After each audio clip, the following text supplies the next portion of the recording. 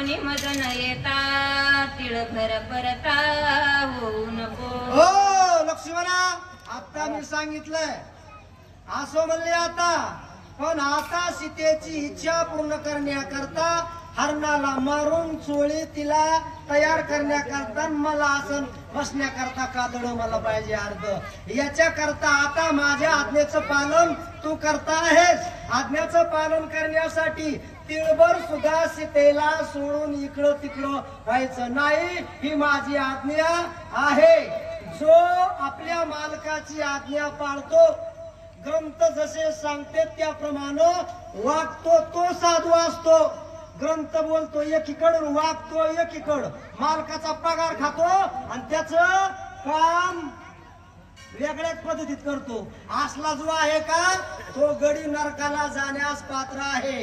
आणि असा जो सेवक आहे का, माऊली सांगतात तुकाराम महाराज सांगतात आवाकातून, जो आवंगनिष्ठा मोठ्यानं वर्गच म्हणतो आणि वागतो वेगळ्या दृष्टीनं, असा जो आहे का आणि तो साधू नाही दिसायला साधू वरून, म्हणजे वरून कीर्तन आतून तमाशा। चला मृग मारीन मी निश्चित जरी मिळाले त्रिलोक्याचे दैत्य, तरी मी मागे न सरे श्री रघुनाथ संशय येत न मानवा। संशय धरायचा नाही। जो समर्थ आहे का, ज्याच्यामुळं आपली उपजीविका आहे का, ज्यानं आपल्याला जन्म दिलेला आहे का, ज्यानं गीता तत्व सांगितलेलं आहे का, गीता तत्वामध्ये जे शब्द आहेत भगवंताचे, याच्यावर ज्याचे संशय आहेत का, तो माणूस नाही।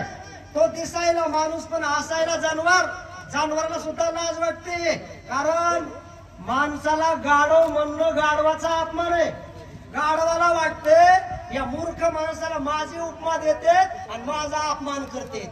मी एवढा माणसासारखा बिघडलेला नाही। माणसं कॅन्सर होते अशा प्रकारचं व्यसन करते आणि माणसं दारू पितेत, पण मी दारू जवळ सुद्धा जात नाही आणि माझी उपमा लोक या माणसाला देते तर माझा अपमान करते। मग त्या ठिकाणी प्रभू रामचंद्र सांगू लागलेले आहेत, मी कर्म करीत असताना जो देव आहे किंवा देवाचा भक्त आहे, जो भक्ताची इच्छा पूर्ण करण्याकरता, सेवकाची इच्छा पूर्ण करण्याकरता जो करता समर्थ आहे, त्याच्या पुढे कुणी जरी आलं काहीच करू शकत नाही। प्रभू रामचंद्रानं सांगितलेलं आहे लक्ष्मणाला, मी हरणाला मारून माझ्या सीतेची इच्छा पूर्ण करण्याकरता, योग साधना साधण्याकरता मला त्या हरणाच्या कातड्याची गरज आहे। हरणाला मारित असताना कुणी जरी आडवा आला, मागे पुढे उभा राहे सांभाळीत, आली या आघात निवारा यातून